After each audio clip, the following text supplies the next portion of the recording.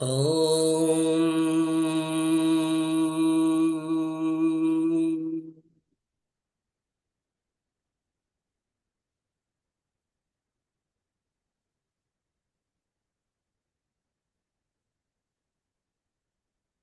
ఓం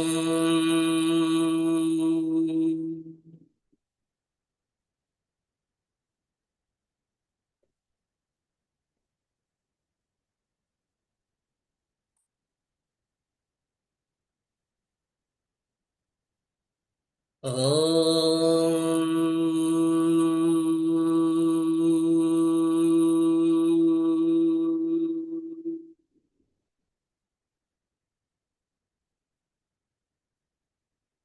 మూర్తిత్వే పరికల్పిత శశిభృతో భస్మా పునర్జన్మనా ఆత్మైత్యాత్మవిదాం క్రతుస్థ అజతాం వర్తామరజ్యోతిషాం లోకానాం ప్రళయోద్భవస్థితి విభుశ్చనీకలాయ శ్రుతౌ వాచం న సదదాత్వనీక కిరణత్రైలోక్యదీపో రవిః ఓం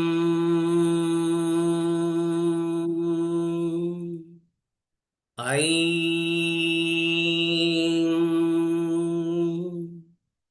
హ్రీం క్లీం సరస్వతీ భగవత్యై నమః.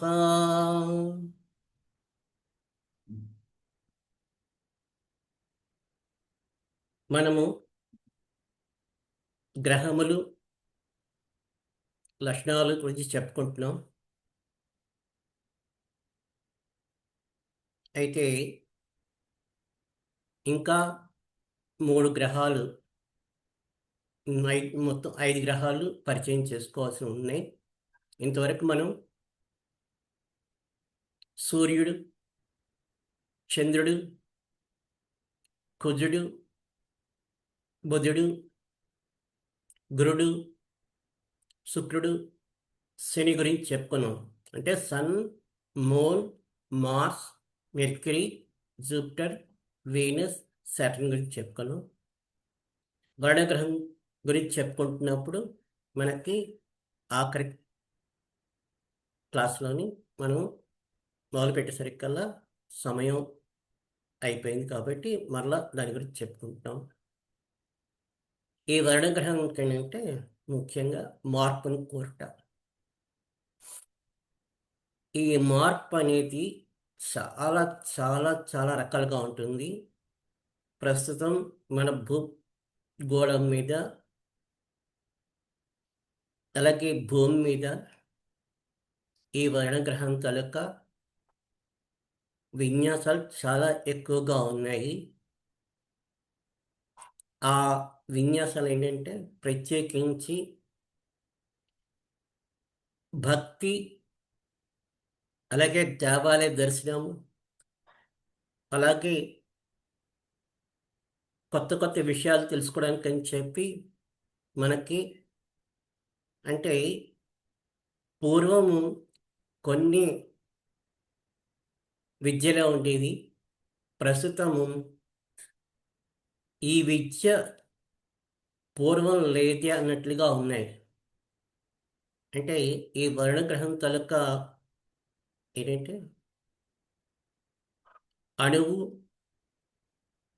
అణువు సిద్ధాంతాలు, అలాగే ఈ పూర్వమును ల్యాండ్ లైన్ ఉండేది, ప్రస్తుతం సెల్ ఫోన్ వచ్చింది. సెల్ ఫోన్లో కూడా చాలా చాలా మార్పులు వస్తున్నాయి. అట్లాగే పూర్వం అకౌంట్స్ వేసేటప్పుడు మాన్యువల్గా వేసేవారు. ప్రస్తుతం కంప్యూటర్ వచ్చి దానివల్ల చాలా విషయాలు మనకి సమయం చాలా తక్కువ సమయంలోని ఎక్కువ పని చేయడానికి అని చెప్పి అన్ని అవకాశాలు ఈ గ్రహం వల్లనే వస్తున్నాయి. అలాగే పూర్వం దేవాలయాలకి కొంతమందికి అనుమతి ఇచ్చేవారు. ప్రస్తుతము చాలా మార్పులొచ్చి నవ్య దర్శనము అంటే వ్యక్తి అంటే చాలు వెళ్ళి దర్శనం చేసుకోవడానికి కావాల్సిన అంటే కట్టుబాట్లు ఏవైతే ఉన్నాయో ఆ కట్టుబాట్లు కూడా పటాపంచలైపోయి అందరికీ దర్శనం జరిగేటట్లుగా సంఘంలోని మార్పు వచ్చింది. అలాగే శాస్త్రీయ దృక్పథం. ఈ శాస్త్రీయ దృక్పథం ఎంతవరకు వచ్చిందంటే మనందరికీ ఈ రోజున్న విషయం రేపు ఇంకొక విధంగా జరుగుతుంటుంది. అంటే ఇవాళ ఉన్నది రేపు పాతదైపోతుంది. అంటే ప్రతి విషయం అంటే ఇది నేను కనుక్కున్నాను, నేను ఒక్కొక్కడికి నేనే మోనార్కుని అని చెప్పి పూర్వం ఒక చేతిలో గుప్పెట్లో ఉండేది. అలాంటిది ప్రస్తుతం 15 నుంచి 20 మంది అదే సాంప్రదాయాన్ని ఇంకొక కొత్త విధానంలో తీసుకొచ్చి చూపిస్తున్నారు. అలాగే పురోగమనము అంటే చాలా వేగంగా కాలం పరిగెడుతున్నట్లు అనిపిస్తుంది. అంటే ఇంతకుముందు సంవత్సరం పూర్తవ్వాలంటే చాలా కాలం పట్టేది. ఇప్పుడు సంవత్సరం పూర్తవ్వాలంటే అప్పుడే అయిపోయిందా అన్నట్లుగా మన తాలూకా దినచర్యలు కాలంతో మనం పరిగెట్టడం, అలాగే కాలం యొక్క గమనం కూడా మారుతుంది. ఓకే, ప్రత్యేకించి ఈ గ్రహం సూర్యగ్రహానికి ఎక్కువగా ఆనుకూల్యంతో పనిచేస్తుంది. ఓకే, మాస్టర్ సివివి గారు ఏం చేశారంటే ఇప్పుడున్న గ్రహాలకి నూతన చైతన్యం తీసుకుని రావడానికి అని చెప్పి నేను ఈ భూమి మీదకి అవతరించాలని చెప్పి ఆయన చేసి అన్ని గ్రహాలకి ఒక నూతన చైతన్యం తీసుకొచ్చి మనకి అందించారు. ప్రస్తుతం పంచాంగకర్తలు, సిద్ధాంతకర్తలు మనము చాలా మార్పులు చేర్పులు మన తాలూకా విద్యలోని కూర్పు చేసుకోవాల్సిన సమయం వచ్చింది. ఆ సమయం మనం ఎంత జాగ్రత్తగా గమనించి ఆ మార్పులు చేర్పులకు అనుగుణంగా ఉండేటట్లయితే మనము ఇతరులకి ఏదైనా సరే సలహా చెప్పేటప్పుడు అది కాలానుగుణంగా ఉంటాయి. కాబట్టి ఈ మార్పును కూడా గమనించవలసి వస్తుంది. అలాగే గ్రహం కానీ దుర్బలంగా ఉంటే అంటే బాగుండకపోతే అంటే జాతకచక్రంలోని గ్రహం తాలూకా ప్రదేశం కానీ మిగిలిన గ్రహాలతోని కారకత్వాలతోని వ్యతిరేకంగా ఉండేట్లయితే విధ్వంసం, విప్లవాత్మకము అని ఉంటాయి. అంటే అణుబాంబుతో ఏమో కొన్ని లక్షల మందిని కొన్ని కోట్ల మందిని ఒకే ఒక్క బటన్ నొక్కితే చనిపోయేటట్లుగా మనకి తీసుకొస్తున్నారు. అలాగే అణువుతోని మనకి ఎలక్ట్రిసిటీ కూడా తీసుకొస్తున్నారు. అలాగే అణువుతోని చాలా రకాలుగా వ్యోమగాములు వీరందరూ ఆ విధంగా ప్రయత్నం చేస్తున్నారు. విప్లవాత్మకము అంటే సంఘ వ్యతిరేక శక్తులు కూడా ఉంటాయి. అంటే ఆ విధంగానేమో బాగుండకపోతే నెక్స్ట్ ఇతర లక్షణాలు ఏంటంటే స్వతంత్ర ప్రవృత్తి అంటే సొంతంగా చేయడానికి ఎక్కువగా అభిలషిస్తారు. అంటే సంస్కరణాభిలాష అంటే పూర్వము కొంతమంది కలిసే కొన్ని పనులు చేసేవారు. ఇప్పుడు అందరి కమ్యూనిటీస్ని కలుపుకొని పనిచేసేటట్లుగా ఒక గ్రూప్ లివింగ్ అనేది ఈ గ్రహం వల్లనే మనకి వస్తున్నాయి. అంటే పూర్వం ఒక్కడే పూజ చేసుకోవడం కానీ అలాగే ఒక్కడే విద్య నేర్చుకోవడం గానీ జరిగేది. ప్రస్తుతం ఏంటంటే ఈ విధంగా అంటే ఒకే చోట కూర్చుని చాలా చోట్లకి విస్తృతంగా ఈ విధంగా మనం పాఠాలు చెప్పుకునేట్లుగా గూడా మనకి ఒక అవకాశం గూడా ఉంటుంది. సృజనాత్మక శక్తి. అంటే లోపల చిన్నపిల్లల్ని బాగా చూసినట్లయితే వాళ్ళ తాలూకా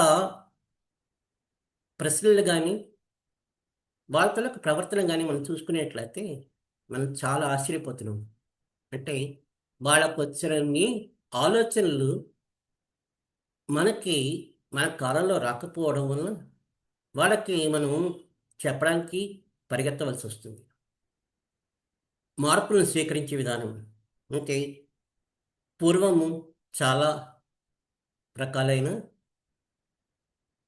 ట్రాన్స్‌పోర్ట్స్ ఉండేవి. అంటే వెళ్ళడానికి హ్మ్. కాలినడకన వెళ్ళేవారు. ఎడ్ల బండ్లలో వెళ్ళేవారు. తర్వాత బస్సుల్లో వెళ్ళేవారు. తర్వాత రైలు ప్రయాణం చేసేవారు. ఇప్పుడు విమాన ప్రయాణం గూడా సుమారుగా అంత ఎక్కువగానే జరుగుతుంది. అట్లా కాకుండా ఇంకొక విధానం గూడా రాబోతుంది. అంటే చాలా త్వరగా 2030లో వచ్చినా ఆశ్చర్యపోక్కర్లేదు. 2050 కల్లా వస్తుంది. అంటే మనం ఇక్కడ ఒక ప్రదేశం నుంచి ఇంకో ప్రదేశానికి ఇక్కడ అణువులు మాయమై మనం కావాల్సిన ప్రదేశంలో అణువులు మళ్ళీ కట్టుకొని అక్కడ పనులు పూర్తి చేసుకునేటట్లుగా అంటే మునీంద్రులు ఒక చోట నుంచి ఇంకో చోటకి ప్రత్యక్షం అవ్వడం అనేది ఉంటుంది కదా! ఆ ప్రత్యక్షమయ్యే విధానము ఈ గ్రహం ద్వారానే భూమి మీద జరగబోతుంది. అంత మార్పులొస్తున్నాయి. అంటే ఇప్పుడు ప్రస్తుతం మనం ఏం చేస్తున్నామంటే ఒక పేపర్ తీసుకొని ఫ్యాక్స్ ద్వారా మనం ఇంకో ప్రదేశానికి, ఇంకో దేశానికి కూడా పంపిస్తున్నాము. అది పేపర్ వరకే వెళ్తున్నాయి. ఇప్పుడు ప్రస్తుతం అదే పద్ధతిలోని అంటే ఇక్కడ అణువులు మాయమై, మనం కావాల్సిన ప్రదేశానికి అణువులు మళ్ళీ గూడుకట్టుకునేట్లుగా వచ్చే ఒకానొక మార్పు ఈ గ్రహం వల్ల జరగబోతుంది. ఇప్పటికే చాలా చాలా ఎక్స్‌పెరిమెంట్స్ చేస్తున్నారు. అవి కానీ సక్సెస్ అయినట్లయితే మటుకు త్వరలోనే ఈ మార్ ఈ ట్రాన్స్‌పోర్ట్ గూడా మనకు అందుబాటులోకి రావడానికి అవకాశం ఉంది. నెక్స్ట్ గ్రహం నెప్ట్యూన్ అంటే ఇంద్రుడు. ఈ ఇంద్రుడికేంటంటే పారవస్యము అంటే కీనోట్ ఆఫ్ ది ప్లానెట్. అంటే నెప్ట్యూన్‌కి ప్లానెట్ ఏంటంటే ఇమ్మర్స్. ఈ ఇమ్మర్స్ అనేది ఏంటంటే ప్రస్తుతం చాలా చాలా చిన్న పిల్లలు వితౌట్ నోట్స్, నోటేషన్స్ లేకుండా వాళ్ళు పాటలు పాడి మనందరికీని ఆశ్చర్యపరుస్తున్నారు. పూర్వం మా రోజుల్లోని మేము పాటలు వినాలంటే ఆకాశవాణి అంటే ఆకాశవాణిలోని ద్వారా ఎప్పుడో వాళ్ళు 12 గంటలు ఆర్ 18 గంటల తాలూకా విరామంలోని ఒక సమయంలోని ఒక అరగంటో, గంటో పాటలిచ్చేవారు. ఆ పాటల గురించి తహతహలాడుతూ వినడానికి మేము చేసేవాళ్ళం. ఇప్పుడు 24 గంటలు ఏ ఛానల్‌నైనా సరే మనం ఓపెన్ చేసినట్లయితే, ఆ ఛానల్‌లోని ఈ పాటలు మనకి వినబడుతున్నాయి. ఈవెన్ సెల్ ఫోన్‌లో గూడా ఆ పాటలొచ్చాయి. మనం ప్రయాణిస్తున్న కార్లు, ఆటోలు, బస్సులు వీటిలో గూడా దీని తాలూకా ప్రభావం మన మీద ఉంది. తన్మయత్వము. అంటే పూర్వం శాస్త్రీయ సంగీతం నేర్చుకోవాలనుకుంటే ఆడిషన్ టెస్ట్ ఉండేది. ఆడిషన్ టెస్ట్ పాస్ అయితేనే వాళ్ళకి ఈ సంగీతం నేర్పించేవాళ్ళు.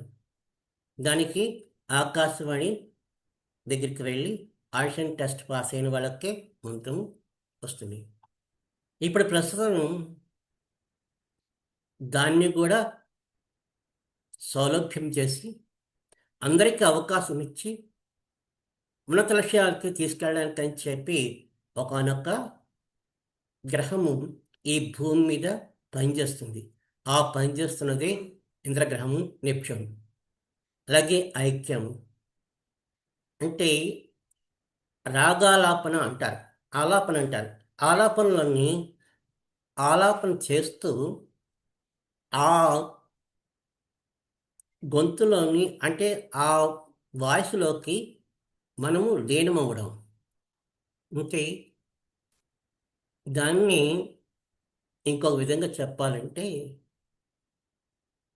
తన తాలూకా మాట, తన తాలూకా పాటలోని తను లీనమై దాన్ని పరవశతంతోని పాడి మొత్తం మనకందరికీని ఒక రకమైన ఆనంద సామ్రాజ్యంలోకి తీసుకెళ్ళే ఒకానొక ఇదుంటుంది.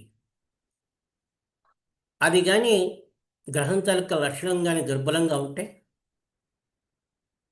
మత్తు, నిష, మైకము ఇవి ఇప్పుడు ప్రస్తుతం మనకి ప్రత్యక్షంగాను చాలా కనపడుతున్నాయి.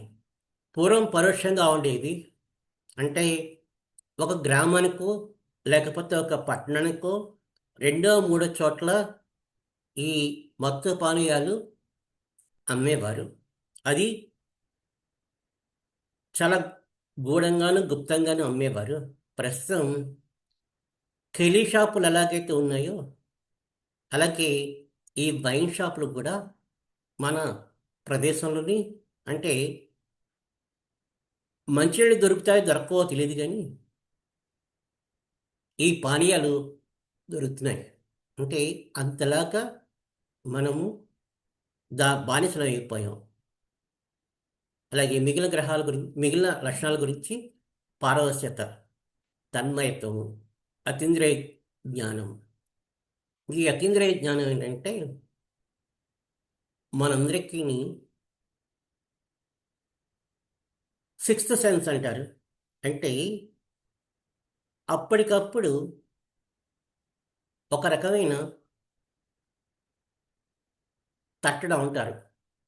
అది ఈ గ్రహం వలన చాలామందికి మనకి అనుభవపూర్వకంగా తెలుస్తూనే ఉన్నాయి. అంటే ఈ అతీంద్రియ గ్రహణము ఏంటంటే మనం పాఠం చెప్తున్నప్పుడు, లేకపోతే ఎవరితోనో మాట్లాడుతున్నప్పుడు, అప్పటి వరకు మనలో నిక్షిప్తమై ఉన్న ఒకానొక ప్రజ్ఞ మేల్కాంచి, ఆ వ్యక్తికి చెప్పడానికని చెప్పి ఒక మెళకువ వచ్చే ఒకానొక ఇదే అతీంద్రియ జ్ఞానం. మనందరం ఇంకొక విధంగా చెప్పాలంటే, నాకు జ్ఞాపకం వచ్చింది అంటారు. ఈ జ్ఞాపకం వచ్చిందండి అంటే ఒక వస్తువు ఎక్కడో పెడతాము, మర్చిపోతాం. తర్వాత దాని గురించి వెతుకుతాము. మరలా గుర్తురాదు. కానీ మర్నాడో అలా అయితే 3 రోజులు, 10 రోజులు ఫలానా దగ్గర పెట్టామని చెప్పి ఒక మెరుపు మెరిసినట్లుగా మనకి వస్తుంది. ఆ రావడమే దాన్ని ఆ నిప్పురవ్వ రావడమే అంటే వెలుగు లోపల ఆల్రెడీ ఉంది కాబట్టి అందులోంచి నిప్పురవ్వ రావడమే ఒక ఉంది కాబట్టి అదే గాయత్రి అని చెప్పి పెద్దవాళ్ళు మనకి తెలియజేశారు. అలాగే ఈ గ్రహం వలన కూడా మనందరికీని అంటే చిన్నపిల్లల్లో చాలా జాగ్రత్త తీసుకుంటాం. ఆ చిన్నపిల్లలు ఎక్కడ ఏ విధంగా మాట్లాడుతున్నారో మనకందరికీ ఆశ్చర్యంగా ఉంటుంది. వాళ్ళు వేసే ప్రశ్నలు గానీ, వాళ్ళు చేసే చేష్టలు గానీ, వాళ్ళ తాలూకా పలకరింపులు గానీ చూస్తే మనందరికీ ఒక రకమైన లోపల లోపల నుంచి ఒక ఉత్సాహం వస్తుంది. ఈ గ్రహం వల్లనే. నెక్స్ట్ ప్లానెట్ ఉంటే తర్వాతది యముడు ప్లూటో. ఈ ప్లూటో ఏంటంటే దీనికి పరిపక్వము, పరిపూర్ణం. నెక్స్ట్ అంటే ప్రస్తుతం ఈ గ్రహం చాలా ఎక్కువ వేగంగా కూడా పనిచేస్తుంది. మనకి ఈ గ్రహం వల్ల అని తెలియట్లేదు. అదేంటంటే సునామీలు, అలాగే ఇప్పుడు ప్రస్తుతము మనం యుద్ధం, ఈ అణుబాంబులు అంటే కొన్ని వందల కుటుంబాలు, కొన్ని వేల కుటుంబాలు, అలాగే కొన్ని కొన్ని ప్రయాణాల్లో జరుగుతున్న ఘోరాలు అంటే మ్, ప్రాణి నష్టము, ఆస్తి నష్టము, ఇవన్నీ ఈ గ్రహం వలన అంటే ఒకళ్ళు ఇద్దరు కాదు, ఒక కనీసం 100 నుంచి 200 మంది, 300 మంది, అలాగే ఫ్యాక్టరీలోనేమో ఈ విస్ఫోటాలు, వాటి వలన చాలా కుటుంబాలు రోడ్డున పడ్డం, ఇవన్నీ జరుగుతున్నది ఈ యమగ్రహం వలన. ఈ యమగ్రహం కనుక శక్తి రోజు రోజుకి చాలా విజృంభించి పనిచేస్తూ ఉంది. మన పూర్వీకులు చెప్పిన ప్రకారం అంటే ఋషులు చెప్పిన ప్రకారం భూభాగం కొంత సముద్రంలో కలిసిపోయి కొత్త భూభాగం మరలా సముద్రం నుంచి తేలి అక్కడ మానవ జాతికి కొత్త ప్రదేశం ఏర్పడి అక్కడ మళ్ళీ ఈ పట్టణాభివృద్ధి జరుగుతుందని చెప్పారు ఈ యమగ్రహం వలనే. అది కూడా ఎందుకంటే ప్రస్తుతం ఉన్న ఈ గందరగోళ పరిస్థితులు అంటే మానవుల తాలూకా మేధస్సు విజ్ఞానం వైపు కాకుండా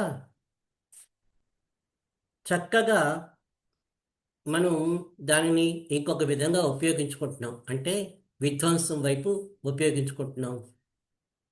ఈ విధ్వంసం వలన చాలా రకాలుగా మనము అంటే మన కనుక ఏవైతే మంచి గుణాలు ఉన్నాయో సమయానుకూలంగా మనమందరము చీకటి వైపు ప్రయాణం చేస్తున్నాము. ఈ చీకటి వైపు ప్రయాణం చేసినప్పుడు దాని తాలూకా శిక్షను మనం అనుభవించక తప్పదు. ఆ శిక్షలు శిక్షించడానికి అని చెప్పి మనకి ఒకానొక గ్రహము పనిచేస్తుంది. ఆ గ్రహమే యమగ్రహము. వీటికి ఎవ్వరము అతీతులము కాము. అందరము ఈ యమగ్రహానికి లోబడే అందరం ఉంటాము. అందరించి విధ్వంసమా విజ్ఞానమా అనేది మనం నిర్ణయించుకోవాల్సిన బాధ్యత ప్రస్తుతం ఉంది. అంటే భూములు ఆక్రమించుకోవడం, అలాగే స్త్రీ తాలూకా ఏదైతే శీలం ఉంటుందో ఆ శీలాన్ని అపహరించడం, అలాగే బలవంతుడు బలహీనుల్ని నొక్కిపెట్టి వారినందరినీ బానిసలుగా చేసి సామ్రాజ్యం ఏల్దామని చెప్పి అందరికీ ఉంది. దాన్ని కూడా రూపుమాపి ఒక కొత్త ప్రపంచాన్ని తీసుకొచ్చే సమయం చాలా తక్కువ సమయం ఉందని చెప్పి ఋషుల తాలూకా ఉవాచ. అది 2030 నుంచి జరగవచ్చు అని చెప్పి వాళ్ళు మనకి సూచనలు ఇచ్చారు. అవి జరగడానికి చాలా అవకాశాలు ఉన్నాయి. అందువచ్చి మనము విధ్వంసం నుంచి విజ్ఞానానికి ఎంత పరిపూర్ణంగా త్వరగా మనం మన మార్గాన్ని అనుసరిస్తే దాని నుంచి మనము ఆ విలువలోకి ప్రయాణం చేయడానికి అవకాశం ఉంటుంది. అవకాశం ఇస్తాడు ఈ యమగ్రహమే. లేకపోతే అతని తలక ప్రతాపం చూపించి మనల్ని మరలా ఇంకొక విధంగా భూమి మీదకి తీసుకొచ్చి మనల్ని క్షాళన చేసి పెట్టడానికి ప్రయత్నం చేస్తుంటాడు. ఇది యమగ్రహం తలకది. నెక్స్ట్ రాహు అంటే నోడు. అభివ్యక్తం అంటే వీడికి ప్రతిదీ బయటకు చెప్పే ఒకనొక గ్రహము అంటే వ్యాకోచము అంటే ఎక్స్పాన్షన్, విశ్లేషణము అంటే వీటికి ప్రతిదీని అనాలిసిస్ చేసి చెప్పడం, ఉత్తేజము అంటే ఎంకరేజ్మెంట్ చేయడం. దీనికి లక్షణాలు కానీ గ్రహం కనుక లక్షణాలు దుర్బలంగా ఉండేట్లయితే ఉద్వేగము అంటే ఒక రకమైన ఆవేశంలాగా వచ్చి ఉద్రిక్తము అంటే ఆవేశము, ఆయాసము, తర్వాత నెక్స్ట్ ఒక రకమైన కంగారు ఉండి పనులు పాడు చేసుకోవడానికి కూడా అవకాశం ఉంటుంది. రాహుకేతువుల గురించి మాస్టర్ ఈకే గారు అంత ఎక్కువగా వీటిని చెప్పలేదు. అంటే చంద్రమానం ప్రకారం ఈ రాహుకేతుల గురించి చాలా పట్టింపులు చాలా రకాలుగా ఉంటాయి. అంటే గ్రహాలు కానీ దుర్బలంగా ఉండేట్లయితే రాహుకేతులు పూజ చేయించమని చెప్పి మన అందరూ చెప్తుంటారు. వాటి గురించి తర్వాత చెప్పుకుందాము. కానీ చంద్రమానం ప్రకారం రాహుకేతులకు కూడా చాలా చాలా అంటే మిగిలిన నవగ్రహాలు 7 గ్రహాలకు ఎంతైతే ప్రాముఖ్యత ఉందో ఈ రాహుకు కూడా అంత ప్రాముఖ్యత ఉండి నవగ్రహముల తాలూకా కూటమిలోకి ఇవి కూడా వస్తుంటాయి. అలాగే కేతు అభిక్లుప్తము అంటే ముడుచుకుపోవడం, యోగం శోషణం అంటే గృహం కానీ ఉండేట్లయితే వాడికి యోగాభ్యాసం చేసుకున్నా లేకపోతే ఒక మంత్రం చేసుకున్నా అవి మనకి యోగిస్తాయి. శోషణము అంటే ఒక సిద్ధాంతంగాని మనం తీసుకుని దానిని పరిశోధన చేసుకుంటే దాంట్లో మంచి రిజల్ట్స్ వస్తాయి. గ్రహం కానీ బాగుండకపోతే సంకోచము, సంపీడనము ప్రతి విషయానికి మనము అవుతుందో అవతో అని చెప్పి మనంతట మనమే ఒక రకమైన ఆలోచన చేసుకుని మన ఆలోచన మనకు అడ్డంగా ఉంటుంది. సంపీడనము అంటే పనులు చేయకపోవడం వల్ల లోపల ఒక ఒత్తిడి ఉంటుంది. ఆ ఒత్తిడి వల్ల ఏంటంటే మనందరికీ ఒక టెన్షన్ అంటారు. దానివల్ల లోపల నరాల తాలూకా ఇబ్బంది వస్తుంది. ఈ నరాల తాలూకా ఇబ్బంది ఉండడం వల్లనే ఈ రాహుకేతులకందరికీ పూజ చేయమని చెప్పి మన పంచాంగకర్తలు పెద్దలు చెప్తుంటారు. అది కొంతవరకు నిజమే కానీ కొంత మనం ఆలోచించుకోవాల్సిన విషయం కూడా ఉంది. ఎందుకంటే గ్రహముల తాలూకా ప్రభావము, మరలా చెప్తున్నాను, గ్రహముల తాలూకా ప్రభావము పూర్వం మనకి ఏవైతే శాస్త్రజ్ఞుల్ని ఇచ్చారో ఆ శాస్త్రజ్ఞులు ఇచ్చిన దానికన్నా ఎక్కువగా మన భూమి మీద వర్తిస్తున్నాయి అనే విషయాన్ని మనం జాగ్రత్తగా గమనించుకోవాలి. శనిగ్రహం ఉందంటే చాలామందికి ఈ శనేశ్వరుడు ఏంటని అనుకుంటున్నారు. కానీ శనిగ్రహం చేసేంత మంచి పని ఇంకొకరు చేయరని చెప్పి కిందటి క్లాస్లో మనం చెప్పుకున్నాం. అంటే గ్రహముల తాలూకా మార్పు, గ్రహముల తాలూకా ఇంతకుముందు వాళ్ళు ఏవేవైతే లక్షణాలు ఉన్నాయో ఆ లక్షణాల్లోని ఒక రకమైన భూమి మీద, భూగోళం మీద మార్పులు ఎలాగైతే వస్తున్నాయో ఈ గ్రహాల్లో కూడా ఒక నవ చైతన్యం వస్తున్నది అనేది మనం గుర్తించుకోవాలి. అది గుర్తించుకోకుండా మనము కానీ జాతచక్రం చూసుకుని పూర్వం మనం ఏదైతే మన పూర్వీకులు చెప్పారో ఆ పూర్వీకులు చెప్పిన దానికన్నా కొంచెం విశ్లేషణ చేసుకుని మనము పరిశోధన చేసుకుని ఆ రకంగా మనం చెప్తే చాలా బాగుంటుంది. ఎందుకంటే అవన్నీ ఇదవుతున్నాయి కాబట్టి, మనకి రిజల్ట్స్ బాగా వస్తున్నాయి కాబట్టి. ఇంకా మనము ప్రస్తుతం ఈ ఈ గ్రహములు, గ్రహ లక్షణాలు అంటే ప్లానెట్స్ క్యారెక్టరిస్టిక్స్ చెప్పుకున్నాం. నెక్స్ట్ ఇప్పుడు గ్రహములు ఒక్కొక్క రాశిలోని ఏ విధంగా సంచారం చేస్తే ఎంతకాలం సంచారం చేస్తాయనేది నేర్చుకుందాం. అంటే ఇక్కడ జాగ్రత్తగా గమనించవలసింది ఏంటంటే ఒక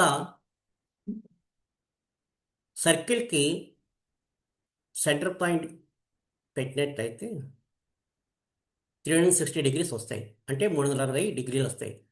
అవి 360 రోజులు. కానీ మనకి 365 3/4 రోజులు మనకి సంవత్సరానికి ఉంటాయి. ఈ సంవత్సరానికి ఉన్నప్పుడు గ్రహములు ఒక్కొక్క రాశిలోని ఎంత సమయం తిరుగుతున్నాయి అనేది మనకు కావాలి. ఈ 360 డిగ్రీలని 12 చేత కానీ భాగించినట్లయితే ఒక్కొక్క భాగా 30 డిగ్రీస్. అంటే ఒక పార్ట్ కంటే 1/12 కానీ తీసుకునేట్లయితే ఆ 1/12ని 30 డిగ్రీలు, అంటే 30 రోజులు అనమాట. డిగ్రీ అన్న రోజులన్న ఒకటే. ఇవి గ్రహముల తాలూకా గమనము. ఒక్కొక్క గ్రహానికి ఒక్కొక్క గమనం ఉంటుంది. అన్ని గ్రహాలకు ఒకటే గమనం ఉండదు. రాశిచక్రంలోని మొత్తము ఈ 12 రాశుల్లోని ఈ గ్రహాలన్నీ తిరిగి వాటి తాలూకా ప్రయాణము వాళ్ళకి ఉంటాయి. అంటే ఒక విధంగా చేసుకునేట్లయితే మనం వాచి కానీ చూసినట్లయితే 1 నుంచి 12 అంకెలు ఉంటాయి. ఈ 12 అంకెల్లోనే మనకేంటున్నాయంటే గంటల ముళ్ళు, నిమిషముల ముళ్ళు, సెకండ్ల ముళ్ళు వరకు మనకు తెలుసు. ఇప్పుడు అదే గడియారాన్ని 12 గ్రహాల కింద ఊహించుకోండి. 12 ముళ్ళు ఊహించుకోండి. ఈ 12 ముళ్ళు చూసి మనము వాటి గమనం బట్టి మనము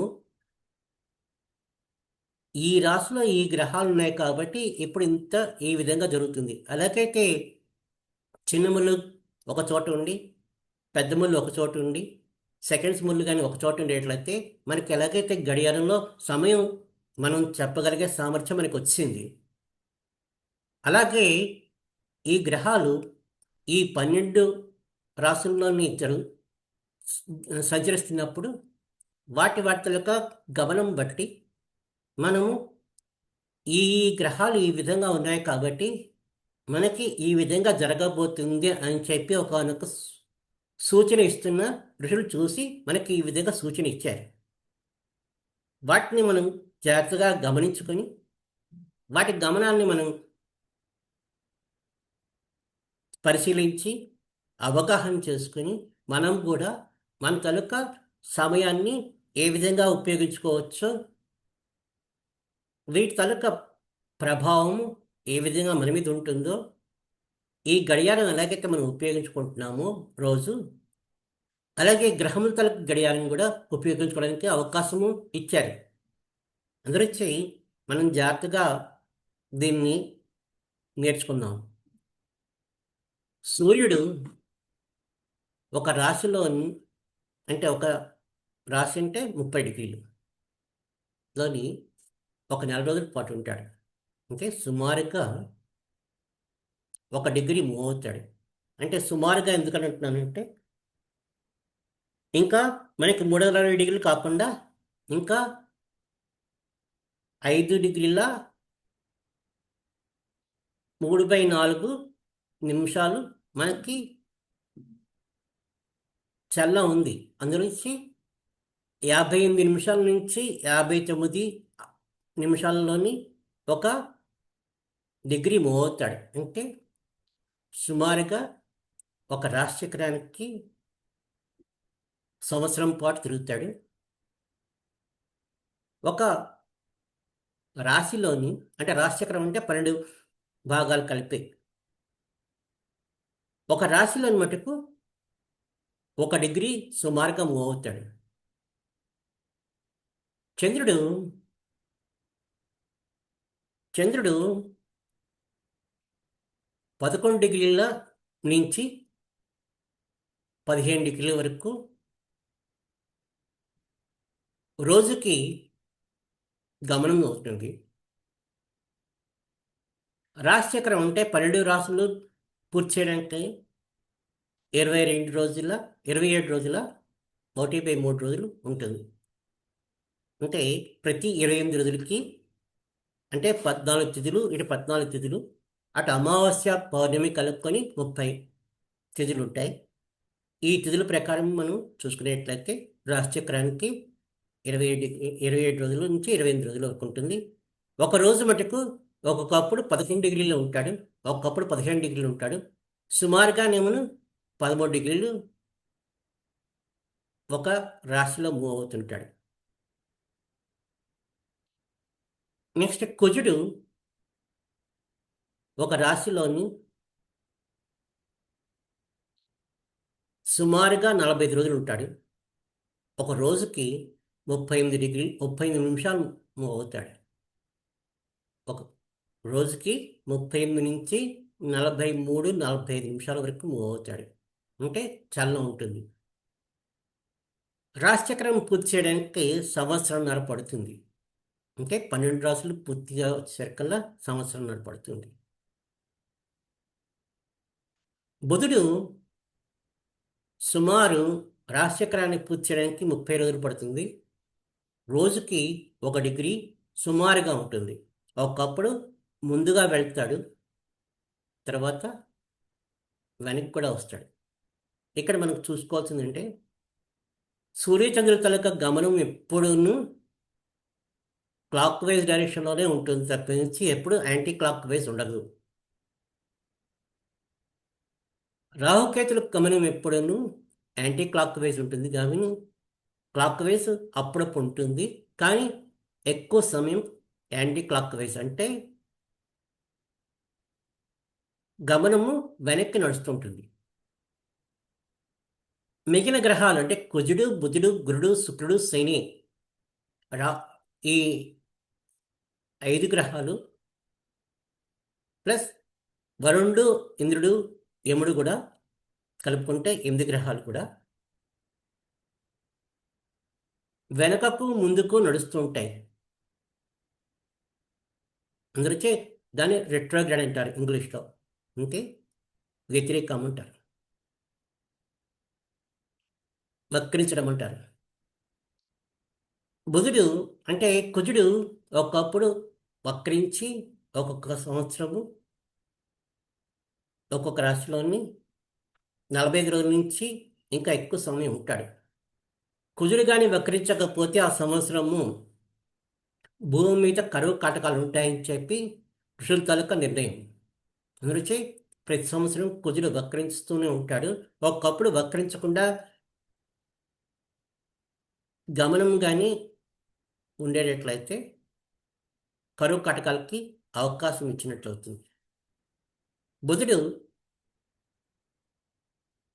1 డిగ్రీ సుమారు ఉంటుంది. అలాగే అంటే ఒక రాశికి 30 రోజులు ఉంటాయి. రాశిచక్రం పూర్తి చేయడానికి 11 నెలల నుంచి 12 గంటలు, అంటే 12 నెలల వరకు ఉంటుంది. అంటే బుధుడు చాలా త్వరగా వెళ్తూ ఉంటాడు. ఒకప్పుడు రెట్రోగ్రేడ్ ఉంటాడు కదా, వక్రించడం ఉంటుంది, కాబట్టి అప్పుడు కూడా ఉంటుంది. గురుడు రాశిచక్రంలోని 1 సంవత్సరం పాటు ఉంటాడు. 1 డిగ్రీ మూవ్ అవ్వడానికి 5 నిమిషాలు పడుతుంది. రాశిచక్రం పూర్తి చేసుకుని వచ్చేసరికల్లా 12 సంవత్సరాలు పడుతుంది.